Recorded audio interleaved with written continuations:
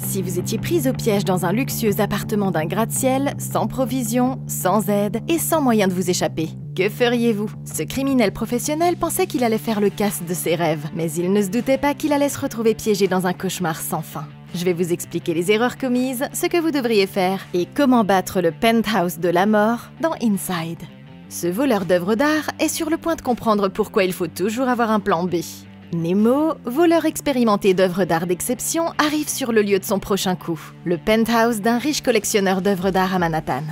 Il descend dans le patio et entre dans l'appartement par la porte vitrée coulissante avec l'aide de son hacker, une voix à la radio qu'il n'appelle que par le nom de code numéro 3. Le hacker explique à Nemo qu'il doit désactiver le système d'alarme. Il entre le code juste à temps et réussit à désarmer le système, mais il a seulement quelques minutes. Nemo règle sa montre sur 7 minutes et commence à faire le tour de l'appartement à la recherche des objets visés. Il repère 2 des tableaux accrochés au mur à l'étage et il les range soigneusement dans des sacs en toile blanc. Il dépose les sacs à la porte d'entrée et se rend dans la chambre principale pour chercher la dernière œuvre d'art. Mais il y trouve un tableau différent de l'autoportrait qu'il cherche.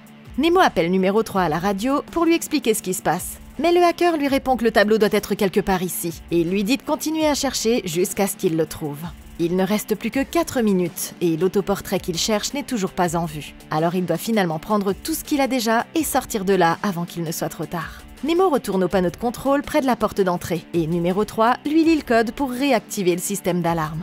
Il entre les chiffres, mais c'est sa plus grosse erreur. Une alarme retentit, des lumières clignotantes se déclenchent et la porte arrière par laquelle il est entré se referme, l'enfermant dans l'appartement. Nemo se précipite vers la porte de derrière, mais se rend vite compte qu'il ne peut pas l'ouvrir. Il ramasse une lourde sculpture en pierre et tente de briser la fenêtre avec, mais le verre est trop épais pour être brisé. Il retourne donc à la porte d'entrée pour essayer de trouver une autre issue. Mais quoi qu'il fasse, il n'arrive pas à l'ouvrir. Désespéré, il demande à numéro 3 ce qu'il doit faire, mais le hacker lui répond qu'il doit se débrouiller seul. Nemo retire le panneau de contrôle du mur et coupe le fil, ce qui permet à la voie robotique de s'arrêter. Mais ça endommage le système par la même occasion. Alors que l'alarme continue de retentir, il froisse des serviettes en papier et se les enfonce dans les oreilles pour bloquer le bruit afin de pouvoir réfléchir un instant à ce qu'il doit faire. Il fait le tour de l'appartement et éteint toutes les lumières clignotantes. Puis il utilise un meuble à proximité pour atteindre le mur en hauteur. Et il coupe les fils des haut-parleurs, ce qui lui permet enfin d'arrêter l'alarme et de s'asseoir pour reprendre son souffle. Il retourne à la porte principale et tâte la surface en bois sculpté à la recherche d'un point faible. Il sort son couteau de poche, le plante dans le bois et retire chaque morceau. Alors qu'il s'arrête pour faire une pause, il tend la main vers les bouches d'aération du plafond et il remarque que le chauffage électrique s'est allumé à cause du panneau de commande qu'il a endommagé. Assoiffé, il se dirige vers l'évier de la cuisine et ouvre le robinet. Mais il s'aperçoit que l'eau a été coupée. Il essaie d'allumer la gazinière, mais se rend compte que le gaz est éteint lui aussi. Au bout d'un moment, il ouvre le frigo pour chercher quelque chose à manger. Mais à l'intérieur, tout ce qu'il trouve, c'est de la vieille nourriture dégoûtante et moisie. Il prend le peu d'eau qu'il trouve et l'avale en quelques gorgées. Nemo se remet au travail et entaille la porte d'entrée, alors que la température à l'intérieur de l'appartement s'élève déjà à près de 32 degrés. Les gouttes de sueur coulant le long de sa nuque, il finit par percer la surface en bois, mais pour en fin de compte réaliser que la porte est renforcée par une solide feuille d'acier. Frustré, il tape du poing sur le panneau de commande et s'en va. La nuit tombe et Nemo est allongé au milieu de la pièce, essayant désespérément de joindre numéro 3 à la radio. Il l'appelle encore et encore, mais abandonne finalement quand il n'obtient aucune réponse. Nemo retourne au frigo, boit une gorgée d'une bouteille de vodka et attrape un peu de nourriture moisie. Il s'assoit sur le canapé, gratte la moisissure sur quelques bouts de viande et se prépare un petit encas. Il zappe sur les chaînes de télévision et finit par en trouver une qui diffuse les images de toutes les caméras de sécurité de l'immeuble. Nemo s'assoit, observe le gardien à la réception et se demande ce qu'il devrait faire. Puis il grimpe dans un des lits et s'endort. Ok, avant de commencer à élaborer un plan, prenons une minute pour faire le point sur ce à quoi Nemo a été confronté jusqu'à présent. Nemo est entré dans l'appartement en arrivant en hélicoptère et en passant par un patio extérieur situé sur le toit de l'immeuble. Mais quand il a réactivé le système d'alarme, la porte coulissante par laquelle il était entré s'est refermée et a enfermé l'homme. Le seul autre moyen de sortir de l'appartement, c'est la porte d'entrée. Mais celle-ci semble être bloquée par une serrure électrique qui doit être connectée au système de sécurité endommagé. Avec ces 2 seules sorties bloquées, Nemo est coincé dans l'appartement sans issue évidente, et il va devoir faire preuve d'imagination s'il veut s'échapper. Nemo a été rapidement abandonné par son équipe qui l'a laissé se débrouiller seul. Son complice numéro 3 ne peut pas faire grand-chose pour l'aider, parce qu'appeler la police ou même le service de sécurité de l'immeuble est totalement hors de question. Il ne veut pas sortir de cet appartement pour finir en prison. Il est donc extrêmement limité dans les personnes qu'il peut essayer de contacter pour obtenir de l'aide. Il a réussi à arrêter l'alarme et les lumières clignotantes, mais il a endommagé le système de sécurité dans le processus, ce qui a provoqué l'activation du chauffage électrique de l'appartement sans qu'il soit possible de l'éteindre. C'est évidemment un problème, parce que si la température à l'intérieur continue de monter, c'est qu'une question de temps avant qu'il ne commence à souffrir des effets liés à la chaleur. La surexposition à des températures extrêmement élevées peut provoquer des crampes, des vertiges, des évanouissements et dans le pire des cas, un coup de chaleur. Au cas où vous regarderiez cette vidéo depuis un endroit où il fait très froid toute l'année, un coup de chaleur se produit quand la température interne du corps dépasse les 40 degrés Celsius. Dès que les températures extérieures atteignent 32 degrés, le coup de chaleur devient une menace pour toute personne exposée pendant une longue période. Dans cet appartement clos où le système injecte constamment de la chaleur, la situation va devenir rapidement dangereuse. Plus de la moitié des cas les plus graves d'insolation sont mortels, même avec un traitement médical. Ça signifie que si Nemo ne peut pas arrêter le système, il devra s'assurer de rester au frais pendant qu'il réfléchit à la manière dont il va s'échapper. Il devra également faire preuve de créativité s'il veut rester hydraté. Dans des conditions normales, une personne ne peut se passer d'eau potable que pendant 3 jours. Mais avec le coup de chaleur qu'il guette, Nemo aura encore moins de temps pour survivre. Maintenant que nous savons où il en est, Nemo a 3 objectifs à atteindre. Il doit se rafraîchir, trouver de l'eau potable et enfin trouver un moyen de s'échapper. Il peut essayer de fermer ou de bloquer toutes les bouches d'aération qu'il peut atteindre. Il devrait également essayer de faire des pauses aussi souvent que possible pendant qu'il s'attaque à la porte, et utiliser la piscine intérieure de l'endroit ou même mettre sa tête dans le congèle quand il a besoin de se rafraîchir. Pour s'hydrater, il aura besoin d'eau potable. Mais l'arrivée d'eau de l'appartement a été coupée depuis que le propriétaire est parti pour un long voyage. L'eau de la piscine et celle de l'aquarium ne sont pas utilisables, parce qu'elles sont pleines de produits chimiques et de bactéries qui le rendront malade. En entrant dans l'appartement, Nemo est passé devant ce qui ressemble à un jardin d'intérieur. Si ce sont de vraies plantes, elles auront besoin d'eau pour survivre, ce qui signifie qu'il doit forcément y avoir une sorte de système d'arrosage intégré. S'il parvient à récupérer de l'eau à partir de ça, elle devrait être suffisamment sûre pour qu'il puisse la boire. Pour l'instant, sa seule option est de rationner l'eau qu'il peut trouver dans le frigo. Mais au lieu de penser aux réalités de la survie à long terme dans cet endroit, Nemo a décidé de tout engloutir d'un seul coup. Une fois sûr d'avoir compris comment éviter de mourir d'un coup de chaleur ou de déshydratation, il pourra commencer à travailler sur l'objectif ultime, sortir de là sans se faire prendre. Mais toute cette situation aurait pu facilement être évitée s'il avait tout simplement utilisé quelque chose de lourd pour bloquer la porte coulissante par laquelle il est entré au tout début. Comme il avait besoin de son hacker pour ouvrir la porte à distance, il était toujours possible qu'elle se referme à tout moment et qu'il se retrouve enfermé. En tant que voleur d'œuvres d'art professionnel, il aurait dû s'assurer que son plan de sortie était parfait, avant de se préoccuper de quoi que ce soit d'autre. Comme il n'a pas tenu compte de la possibilité que la porte se referme d'elle-même, il s'est retrouvé piégé dans l'appartement et n'a pensé qu'à 2 possibilités pour s'échapper: briser les épaisses fenêtres en verre ou sortir par la porte d'entrée. Les fenêtres des très grands immeubles comme celui-ci sont généralement faites de verre résistant et traitées thermiquement. Elles sont conçues pour être très difficiles à briser. Cependant, il est toujours possible de faire éclater le verre si le bord extérieur est suffisamment endommagé. Nemo pourrait trouver un objet métallique pointu comme un ustensile de cuisine ou bien une petite sculpture à l'intérieur de l'appartement et viser désespérément les points les plus faibles de la porte vitrée donnant sur le patio. Mais ça ne le mènerait pas plus loin que le toit, parce que sans ses amis avec un hélicoptère pour le récupérer, Nemo ne pourra pas aller bien loin. Il serait extrêmement étrange que le seul moyen d'ouvrir l'appartement de l'intérieur soit d'utiliser le panneau de commande électrique. En cas de panne de courant ou de dysfonctionnement du système de sécurité, le propriétaire se retrouverait bloqué dans son propre appartement, sans aucun autre moyen de sortir. Il est donc logique qu'il existe un moyen de déverrouiller manuellement la serrure de l'intérieur. Si la porte est renforcée par une plaque d'acier et bloquée par une serrure électrique sans commande manuelle, alors sortir de cette façon ne fonctionnera pas non plus. Et les chances de Nemo de s'échapper ont l'air assez minces. Le lendemain matin, Nemo entend un hélicoptère voler à l'extérieur. Il court à la fenêtre pour regarder, mais l'hélicoptère passe sans le remarquer. À l'intérieur, la température monte à plus de 33 degrés Celsius. Nemo se rend à la piscine intérieure de l'appartement pour se rafraîchir. Il tente à nouveau d'appeler numéro 3 à l'aide, mais ne reçoit aucune réponse. Nemo se rend au téléphone et essaie d'appeler, mais il se rend vite compte que la ligne est coupée. En cherchant dans le bureau du collectionneur d'art, il tombe sur son bureau, où il trouve un calendrier indiquant que l'homme ne sera pas de retour de son voyage d'affaires au Kazakhstan avant très longtemps.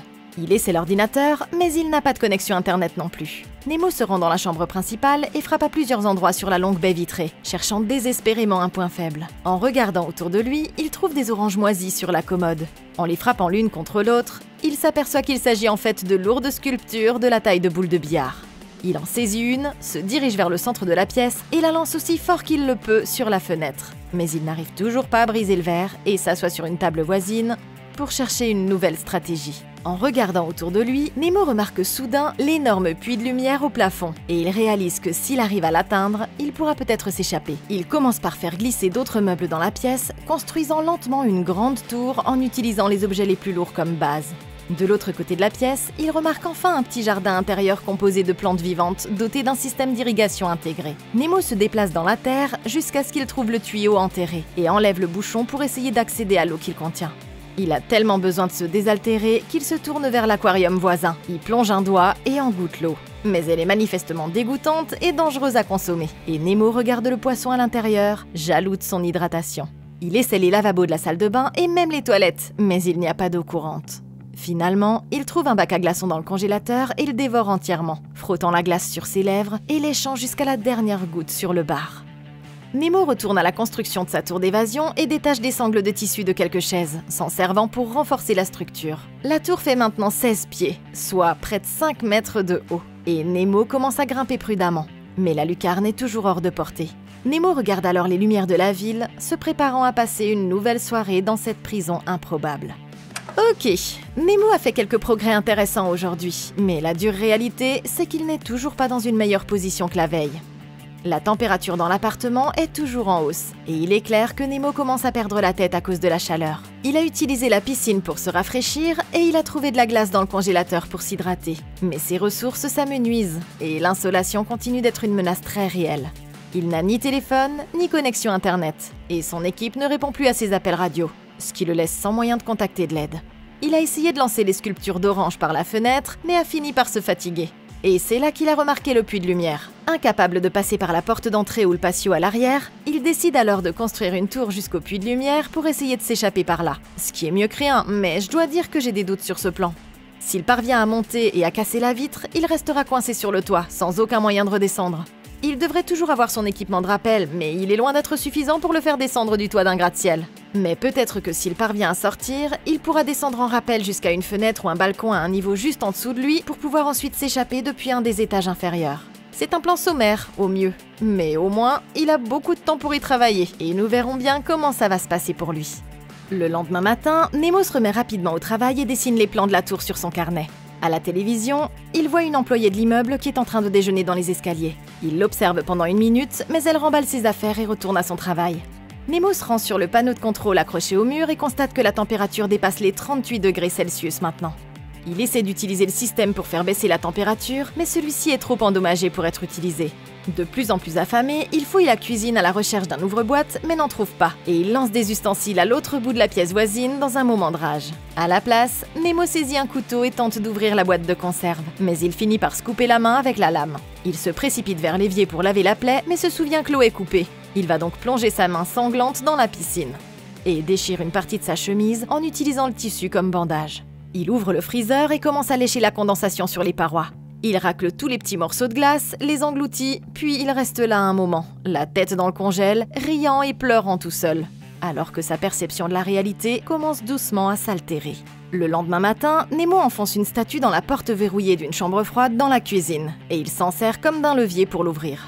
À l'intérieur, il trouve une réserve de denrées semi-comestibles, ainsi que quelques boîtes de pâté pour chien. Tout à coup, il entend un bruit d'eau qui coule, et il voit que les arroseurs du petit jardin se mettent enfin en marche. Nemo court vers le jardinet et se jette dans la terre.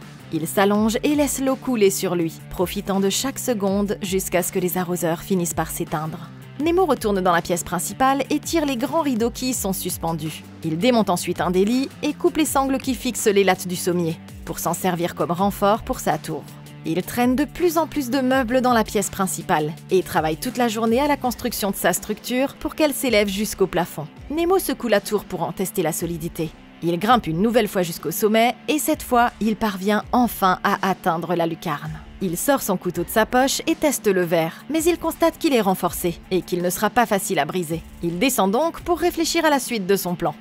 Pendant ce temps, le panneau de contrôle indique que la température de l'appartement dépasse maintenant les 41 degrés Celsius. Grâce à la caméra de sécurité de la télévision, il remarque l'employée de tout à l'heure dans l'ascenseur, et il la dessine dans son carnet et lui donne le nom de Jasmine. La femme sort de l'ascenseur et Nemo se rend compte qu'elle se trouve juste devant la porte de l'appartement.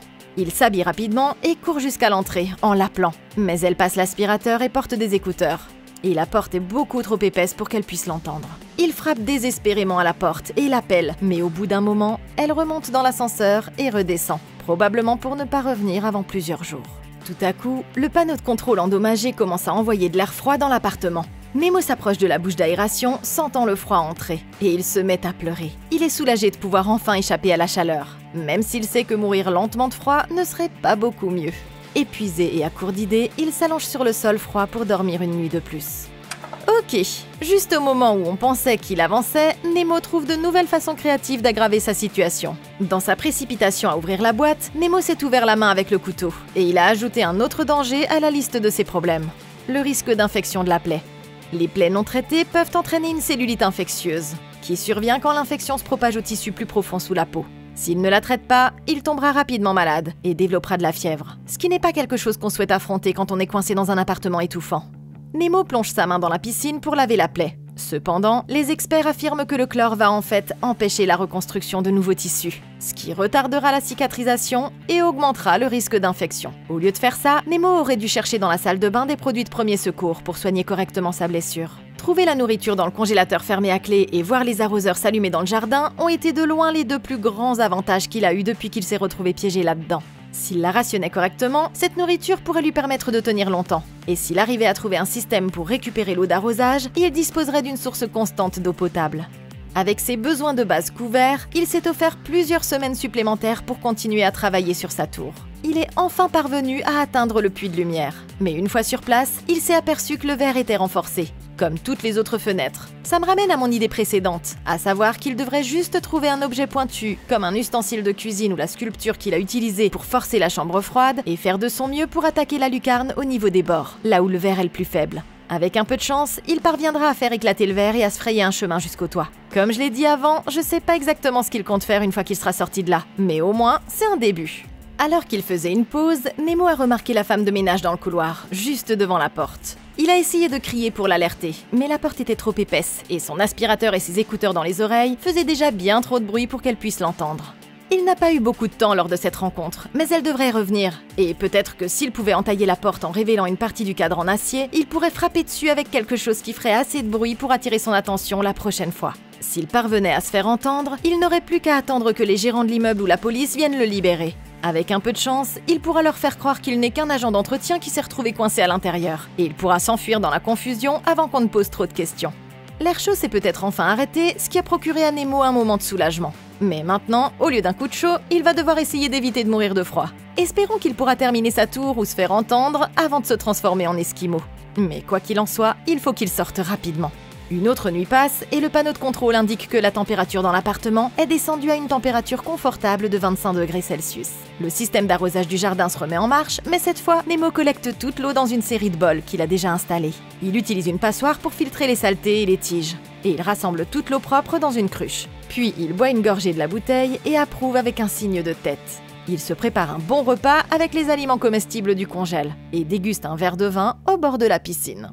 Se remettant au travail, Nemo fouille dans le placard du propriétaire et trouve un autre endroit fermé à clé. Mais il décide d'y revenir plus tard. Dans la salle de bain, il remarque une plante dans un grand vase en verre. Et il a soudain une idée. Il prend le vase et le casse dans la baignoire, puis ramasse 2 morceaux de taille similaire. À l'aide du verre, d'un tissu et d'un peu de scotch, Nemo se fabrique une paire de lunettes et remonte prudemment tout en haut de sa tour. Il prend les outils qu'il a trouvés dans la cuisine et commence à tailler lentement le cadre de la lucarne, en utilisant les lunettes pour empêcher la poussière de tomber dans ses yeux.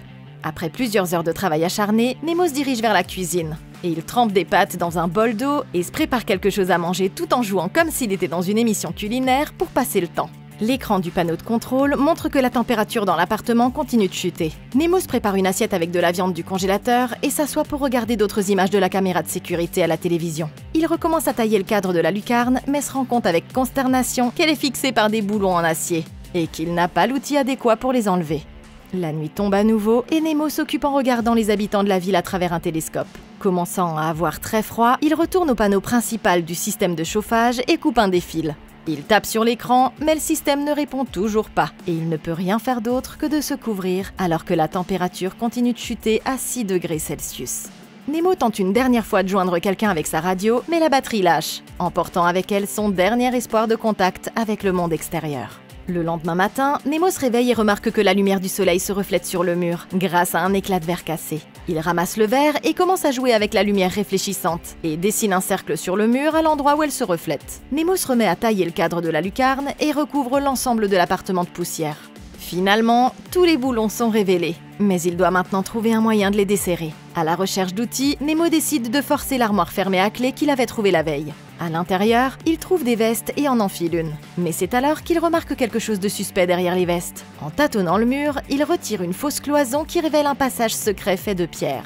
Nemo se glisse prudemment à l'intérieur pour aller voir, et il trouve enfin le tableau manquant qu'il cherchait lors du cambriolage initial. Tout à coup, il regarde à sa droite et voit quelque chose qui le fait crier et reculer de peur. Il court jusqu'au bout du passage pour reprendre ses esprits, puis décide de retourner dans la pièce cachée. À l'intérieur, il trouve ce qui ressemble au corps d'un vieil homme placé sur un étrange autel. Au bout d'un moment, il tend sa main et appuie sur le visage du corps, révélant qu'il s'agit en fait d'un mannequin en caoutchouc, et il le pousse de la table. Sur sa poitrine, il trouve un étrange manuscrit, intitulé « Le mariage du ciel et de l'enfer », et il en tourne quelques pages. Il prend le livre et le tableau du mur et quitte la pièce mystérieuse. De retour dans la chambre principale, il regarde de plus près l'étrange tableau accroché au mur et remarque ce qui semble être un portrait de lui-même avec une langue fourchue en train de faire des trucs bizarres. Confus, il décide de s'allonger pour la nuit. Mais alors qu'il est sur le point de s'endormir, il remarque sur la caméra de sécurité que Jasmine est à nouveau devant la porte de l'appartement. Il court vers la porte en criant et en tapant dessus avec une casserole. Mais elle ne peut toujours pas l'entendre, puisqu'elle a mis ses écouteurs et que l'aspirateur est en marche. Nemo essaie de glisser un mot sous la porte, mais il ne passe pas. Et il a beau crier, elle ne semble pas l'entendre. Il essaie désespérément d'attirer son attention, mais il n'y a rien à faire. Et au bout d'un moment, elle prend l'ascenseur et redescend. Abattu, Nemo s'effondre sur un tas de couvertures et s'endort. Ok, les choses deviennent vraiment intéressantes. Nemo fait preuve de quelques idées impressionnantes en matière de survie et d'évasion, en continuant à travailler sur la tour et en découvrant d'autres zones secrètes de l'appartement. Placer les bols sous les arroseurs était une excellente idée. De cette façon, il aura accès à de l'eau potable régulièrement. Et s'il la rationne correctement, il n'aura aucun problème pour rester hydraté et éviter les risques de santé liés au manque d'eau. La fabrication de lunettes de protection avec le vase en verre brisé a également été très judicieuse et devrait l'aider à empêcher la poussière et les débris de pénétrer dans ses yeux, pendant qu'il continue à travailler sur le puits de lumière. Malheureusement, il s'est avéré rapidement que le verre est maintenu dans son cadre par plusieurs gros boulons métalliques. Bien que ça soit un facteur gênant, il est allé trop loin pour abandonner maintenant, et il va devoir trouver un moyen de retirer ces boulons pour pouvoir s'échapper. La plupart des propriétaires devraient avoir une clé à douille qui traîne quelque part. Mon premier réflexe serait donc de fouiller les tiroirs et les placards à la recherche d'une boîte à outils. Et si ça ne fonctionne pas, il y aura toujours la possibilité d'essayer de créer un outil à partir des objets qu'il trouvera dans la maison. Avec toutes ces œuvres d'art, il y a forcément quelque chose qu'il pourrait utiliser pour retirer ces boulons. S'il fait preuve de créativité, bien sûr. Quand Nemo a trouvé ce passage caché dans le placard, j'ai cru qu'il allait tomber sur une abomination génétique ou un sombre secret de famille. Mais il s'est avéré que ce n'était qu'une cachette pour l'autoportrait qu'il cherchait, et une sorte de mannequin en caoutchouc d'un type non identifié. Je dois dire que ce tunnel m'a vraiment fait espérer qu'il allait découvrir quelque chose de fou, ou au moins quelque chose qui lui aurait donné plus d'inspiration pour s'échapper. Mais pas de chance, sa meilleure chance semble toujours être de s'échapper par le puits de lumière, jusqu'à ce que Jasmine apparaisse devant la porte d'entrée une fois de plus. Si Nemo avait davantage entaillé le bois de la porte comme je l'avais mentionné plus tôt, il aurait pu frapper sur l'acier et faire assez de bruit pour que Jasmine le remarque. Cependant, comme il n'a rien fait de différent depuis la dernière fois qu'elle est venue, je sais pas ce qu'il s'attendait à voir arriver.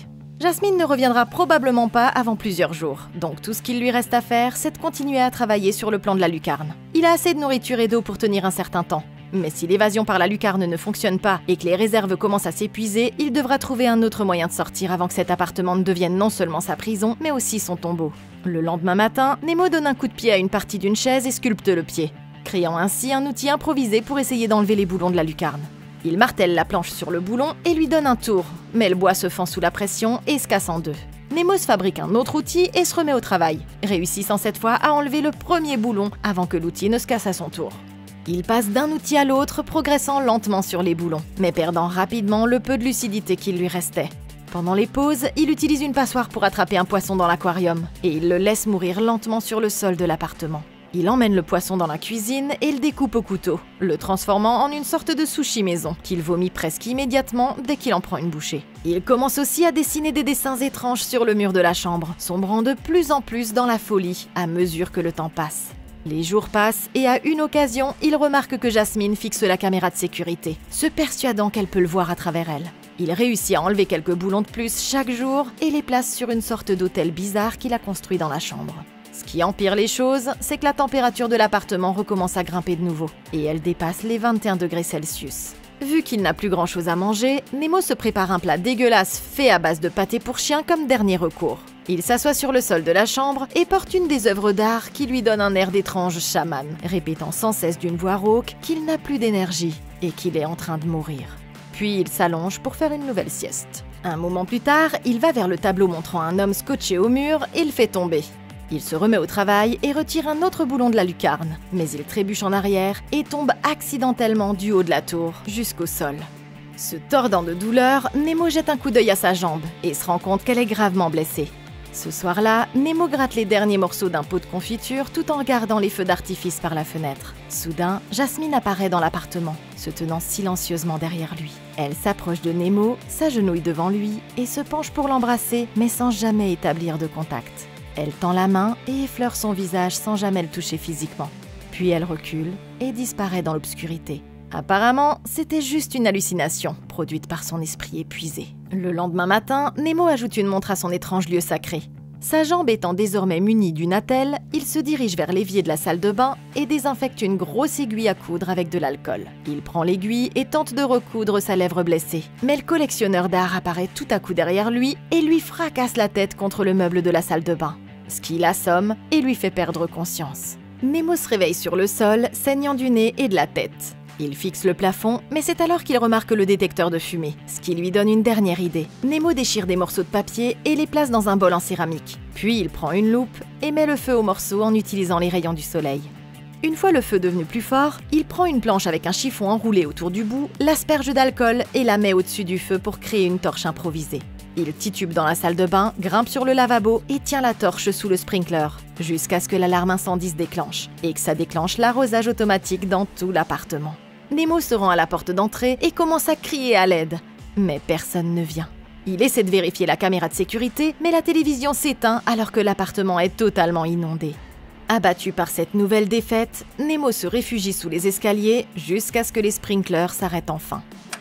Ok, il semble que nous ayons atteint le bout du rouleau avec notre ami Nemo. Prenons donc le temps de faire le point sur la situation et sur les derniers plans qu'il pourrait encore mettre en œuvre. Nemo est à court de nourriture et il a essayé de faire des sushis avec un des animaux de compagnie du collectionneur d'art. Je suppose qu'il a oublié que les poissons sont ses amis et non pas de la nourriture. Le poisson avait l'air d'être aussi mauvais à manger qu'on pouvait s'y attendre. Et la nourriture pour chien n'était pas mieux comme alternative. Il est à court de provisions et à court de temps.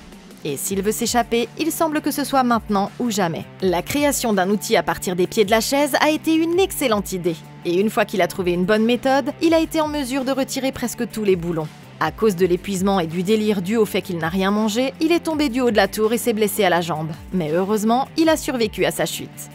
Nemo a commencé à avoir des hallucinations et il semble sur le point de perdre complètement la tête, ce qui signifie que le temps qu'il lui reste est sur le point de s'écouler. Désespéré, il s'est tourné vers sa dernière option inexplorée. Il a déclenché un incendie dans l'appartement en espérant que les secours arriveraient à temps pour le sortir de là. Dès le début, j'ai eu 2 idées d'évasion, que je ne voulais pas utiliser parce qu'il veut éviter de se faire arrêter par la police avant tout. La première chose qui m'est venue à l'esprit est exactement ce qu'il a fini par faire. Allumer un feu en utilisant la lumière du soleil qui passe par la fenêtre. Fait remarquable, personne ne répond à l'alarme incendie. Et l'énorme inondation ne semble pas déranger suffisamment les voisins de l'étage inférieur pour qu'ils passent un appel. Je suppose donc que ce plan n'aurait jamais fonctionné. En parlant d'absence de réaction, quel genre de système de sécurité ce collectionneur d'art possède-t-il pour verrouiller les portes à distance et activer des lumières et des sirènes, mais sans jamais alerter la police en cas d'intrusion? C'est comme si cet endroit avait été spécialement conçu pour piéger les voleurs à l'intérieur. Mais ça sert à rien de penser à ça maintenant.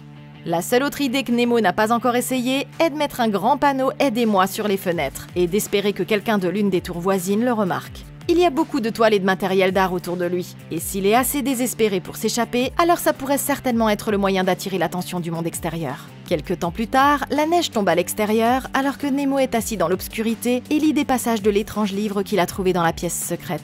Dehors sur la terrasse, il a une nouvelle hallucination et croit que la fille et le chien du collectionneur d'art l'observent à travers la fenêtre. Un nouvel outil pour enlever les boulons à la main, Nemo titube vers son petit hôtel, lève les mains devant son étrange dessin et s'arrête pour reprendre son souffle. Nemo se rend dans le hall d'entrée et écrit un message sur le mur pour remercier le collectionneur d'art de l'avoir laissé séjourner chez lui. Mais il précise qu'il s'agissait plus d'une cage que d'un lieu de vie. Il s'excuse d'avoir détruit l'appartement, mais dit qu'il fallait peut-être le détruire parce qu'il n'y a pas de création sans destruction. Il monte sur la tour, le puits de lumière s'ouvre enfin, mais reste à savoir s'il a vraiment réussi à sortir. Ou s'il a finalement succombé à la folie suite à un isolement aussi extrême. Mais qu'en pensez-vous? Si vous aviez été dans cette situation, qu'auriez-vous fait que Nemo n'a pas tenté? Et puis quelle fin, vous ne trouvez pas? D'après vous, que s'est-il passé ensuite? Moi j'ai ma petite idée, mais je voudrais savoir ce que vous en pensez. Alors dites-le moi dans les commentaires ci-dessous. Merci beaucoup d'avoir regardé. Laissez un like, abonnez-vous et consultez la playlist de Comment battre pour d'autres vidéos comme celle-ci. Et d'ici la prochaine fois, passez une excellente journée!